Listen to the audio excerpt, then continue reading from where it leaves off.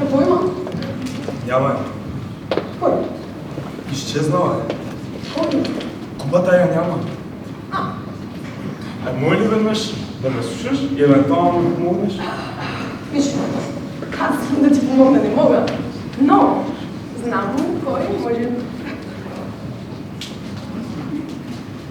Сигурно си виждал някакви необичайни, странни неща в училище. Ако си мислиш, че има нещо по-необичайно от липсващата купа, заповядай. Не бих казала нещо, по-скоро някой. А това пич кафе.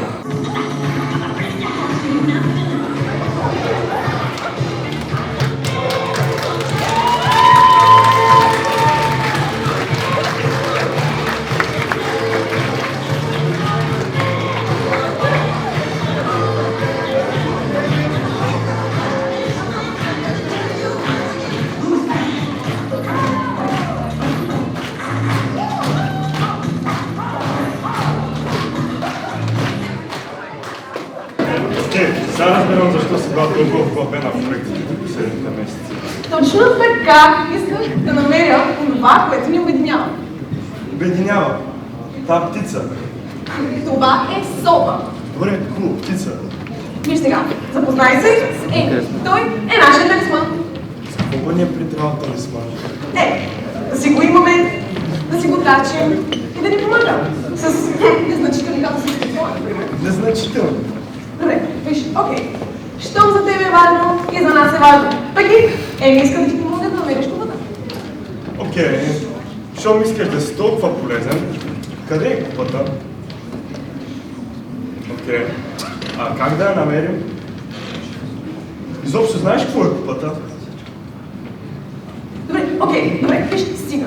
Еми иска и може да помогне. Окей, има много неща, които той знае. Еми, какъв е любимият цвят тениска на Стефан Давидов? Знаеш? Зелен. Значи всичко наред, аз мисля, че това е си абсолютно достатъчно. Добре, виж.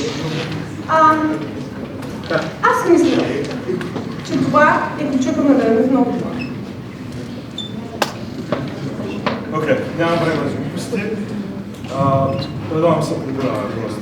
Добре, виж сега, мислително, ти отивай да си мислиш плана, аз отивам да дишна малко въздух.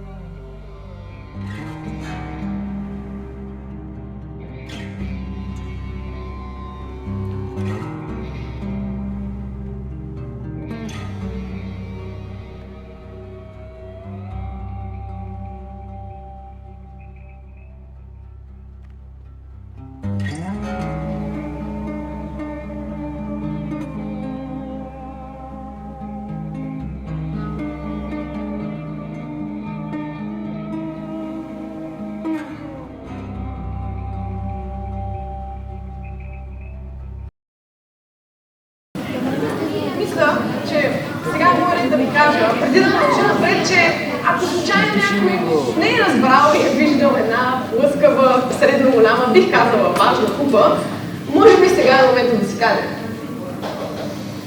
А ако няма такива, което да ви кажа не ме изненадва особено, мога да ви кажа, че откакто купата изчезна, всъщност тя не е най-странното нещо.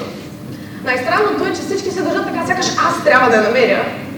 Сякаш аз трябва да работя. Аз не работя. Той работи. Той мисли всичко. Само давам някаква друга идея. И наистина, учителите ме питат, учениците ме питат. Даже вчера Бошко в 9-ти клас ме пита дали имам някакви улики.